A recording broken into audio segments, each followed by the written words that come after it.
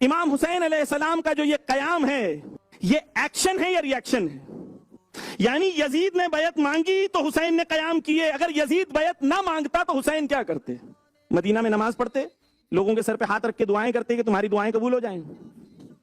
بھئی یزید بادشاہ ہے، ظالم ہے، برا ہے، فاسق ہے، فاجر ہے، مجھے کیا کرنا ہے؟ میری نماز، میرا روزہ، میری عزاداری، مجھے جنت جانا ہے، مجھے میں یعنی پوری دنیا کا سینٹر میں ہوں۔ حسین نے کہا کہ اگر یزید جیسا بادشاہ اگر حاکم بن جائے تو اسلام کا فاتحہ پڑھ دو، خدا حافظ کر دو، اسلام کا فاتحہ پڑھ دو، مر گیا اسلام۔ کیا حسین ابن علی اسلام کا فاتحہ پڑھتے دیکھتے اور خاموش رہتے؟ چلیں اس سے آپ کو پیچھے لے جاتا ہوں۔ مولا حسین کی شہادت کب ہوئی؟ 67 ہجری میں۔ ایک سال پہلے امام حسین علیہ السلام نے ایک خط لکھا اور 550 بڑے بڑے علماء کو بلایا۔ کہا میں حج کرنے آ رہا ہوں، آپ سب حج کرنے آئے۔ کیوں؟ تھوڑی سی ہسٹوریکل بیک گراؤنڈ کلیئر کر دوں۔ امام حسن علیہ السلام کے زمانے میں 10 سال مولا حسین نے وہی کنڈیشن کو جاری رکھی جو مولا حسن علیہ السلام کے زمانے میں تھی، یعنی الگ نہیں تھا امام حسین کا کوئی ریاکشن 10 سال تک۔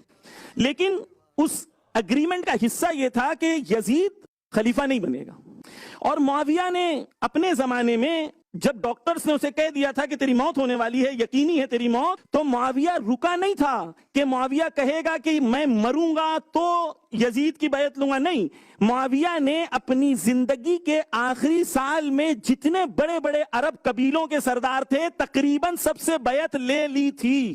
ایسا نہیں تھا کہ معاویہ مرنے کے بعد، نہیں، 4 لوگوں کے نام لیا تھا جس کے اندر سے امام حسین ایک تھے کہ جن سے بیعت لینی ہے، باقی قبیلوں کے سرداروں سے لے لی گئی تھی بیعت۔ غور کریے گا، وہاں سے معاویہ چاہ رہا تھا کہ میرے مرنے سے پہلے میں تمام انتظام کر دوں کہ خلافت یزید کے ہاتھ میں چلی جائے۔ یہاں سے امام حسین پرو ایکٹیو تھے، ویٹ نہیں کر رہے تھے۔